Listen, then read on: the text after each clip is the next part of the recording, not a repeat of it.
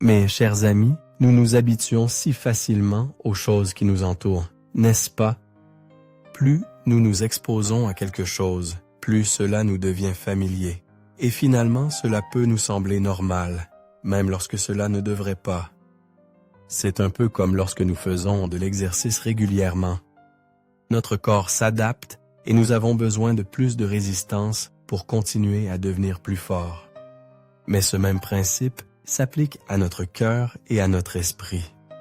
Si nous vivons assez longtemps dans un environnement dysfonctionnel, nous pourrions commencer à croire que c'est normal. Les choses qui autrefois nous mettaient mal à l'aise peuvent commencer à sembler naturelles. Même si nous sommes entourés de personnes qui utilisent constamment des mots durs ou méchants avec le temps. Nous pourrions nous retrouver désensibilisés à ce genre de langage et sans même nous en rendre compte, commencer à parler de la même manière absorbant leur négativité comme si c'était la nôtre. C'est exactement ainsi que le péché agit en nous. Au début, le péché n'est qu'une pensée, quelque chose de fugace qui traverse notre esprit. Cela semble petit insignifiant, quelque chose que nous ne ferions jamais réellement. Mais si nous l'entretenons, si nous ne le rejetons pas immédiatement, il s'attarde, il prend racine. Et avant que nous le sachions, la pensée se transforme en action et l'action en habitude. Et lorsque le péché devient une habitude, notre cœur commence à s'endurcir. Les choses qui autrefois nous convainquaient de péché, les choses qui nous faisaient sentir le poids de nos torts, commencent à sembler plus légères, moins sérieuses. Notre conscience qui autrefois sonnait l'alarme lorsque nous sortions de la volonté de Dieu devient plus silencieuse. Nous commençons à rationaliser, ce n'est pas si grave. Tout le monde le fait. Dieu comprend. Ce qui semblait autrefois une offense grave à Dieu peut lentement devenir quelque chose que nous justifions comme une simple erreur. Mais le péché n'est jamais juste une erreur. C'est une distorsion, une séparation, un détournement du cœur même de Dieu. C'est pourquoi il est si important, mes amis, de prendre un moment pour regarder honnêtement en nous-mêmes. L'autoréflexion n'est pas facile. Elle exige de l'humilité, une volonté d'admettre où nous avons échoué. C'est quelque chose que j'ai dû faire dans ma propre vie. J'ai dû m'arrêter et regarder au-delà de mes excuses, au-delà de mes justifications et me demander sincèrement: mes actions reflètent-elles vraiment ma foi? Mes paroles sont-elles en accord avec la parole de Dieu? Est-ce que je cite des versets bibliques, mais échoue à vivre selon eux? Ma vie ressemble-t-elle à celle de quelqu'un qui marche vraiment par la foi? C'est une chose de prétendre suivre le Christ, mais c'en est une autre de vivre d'une manière qui l'honore dans tous les domaines de la vie. Je veux vous encourager à prier et à demander au Seigneur d'ouvrir vos yeux afin que vous puissiez examiner votre cœur, car lorsque vous permettez au Saint-Esprit de vous corriger, il le fera et il le fera avec amour. Il vous convaincra révélant les domaines où vous devez changer. Mais vous devez être disposé à écouter. Vous devez être disposé à reconnaître que vous ne pouvez pas vivre ainsi. Vous ne pouvez pas prétendre connaître Dieu tout en choisissant de vivre en dehors de sa volonté. Vous ne pouvez pas dire que vous aimez Jésus, mais garder du ressentiment envers quelqu'un dans votre vie. Vous ne pouvez pas l'appeler Seigneur tout en entretenant secrètement le péché dans votre cœur. Vous ne pouvez pas mélanger Dieu dans votre vie comme s'il n'en était qu'une partie. Il doit être votre tout. Dieu n'est pas quelqu'un à prendre à la légère. Il n'est pas un Dieu qui tolère un cœur tiède. Jésus nous le dit clairement dans l'Apocalypse, chapitre 3, verset 16. « Ainsi, parce que tu es tiède, et que tu n'es ni froid ni bouillant, je te vomirai de ma bouche. » Ô Seigneur, que ces paroles ne soient pas les nôtres. Ce ne sont pas des mots doux. Ce sont un avertissement, un appel à nous réveiller. Prenez un moment pour réfléchir à ce que vous tolérez dans votre vie, car ce que vous tolérez, vous finirez par l'embrasser. Et ce que vous embrassez façonnera qui vous devenez. Dieu ne vous a pas appelé à être partiellement science. Il n'a pas demandé une partie de votre vie. Il désire tout de vous. Vivons dans la crainte respectueuse de Dieu. Examinons nos vies à la lumière de la vérité de sa parole. Car la vérité est que les choses que nous laissons entrer dans nos cœurs nous rapprocheront de lui ou nous en éloigneront. Et quand viendra le jour où vous vous tiendrez devant le Seigneur, verra-t-il un cœur qui lui appartient vraiment, ou verra-t-il quelqu'un qui ne l'a suivi qu'à moitié?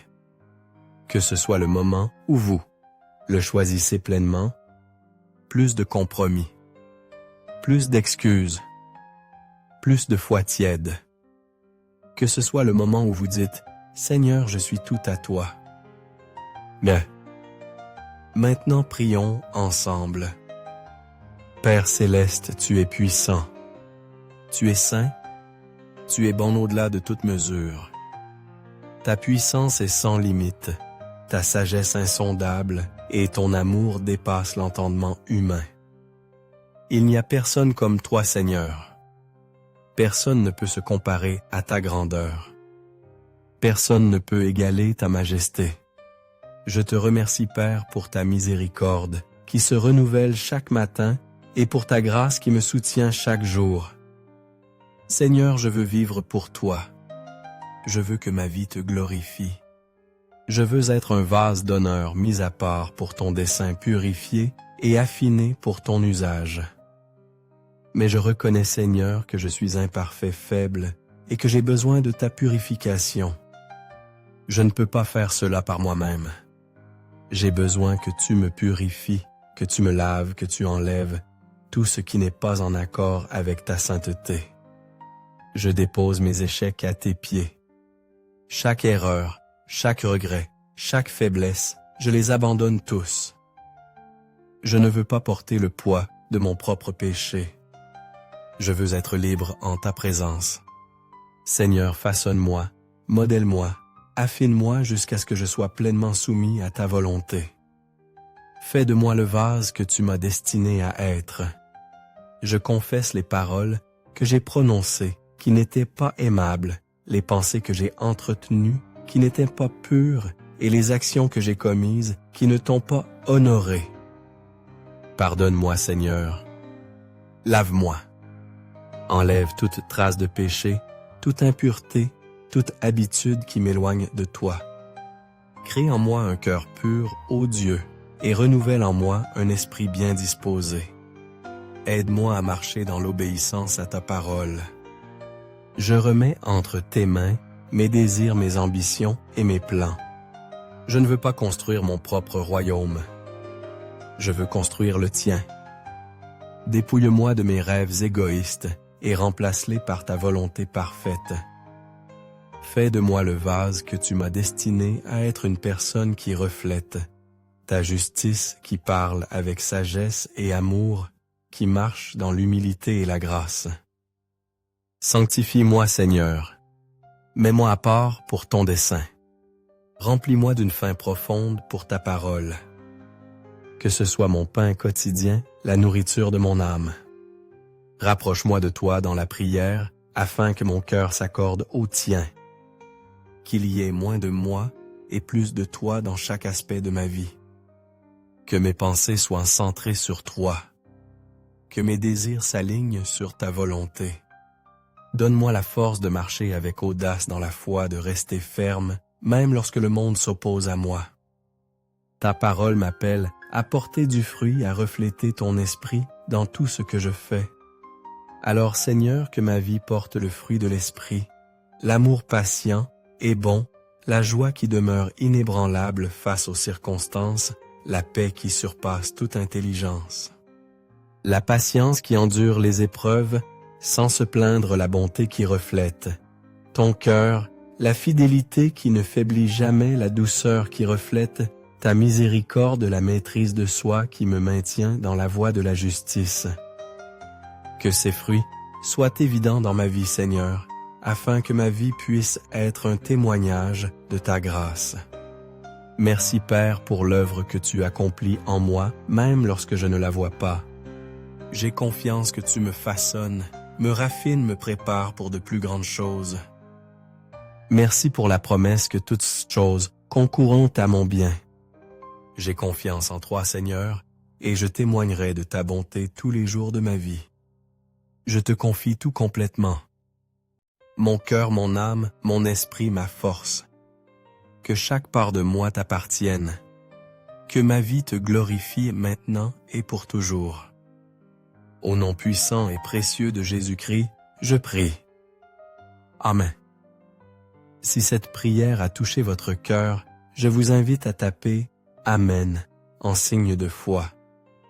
Je prie pour que chaque bénédiction contenue dans cette prière repose maintenant sur vous au nom de Jésus.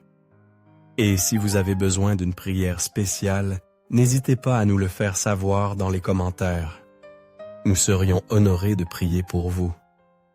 Que la grâce et la paix de notre Seigneur Jésus-Christ soient avec vous toujours.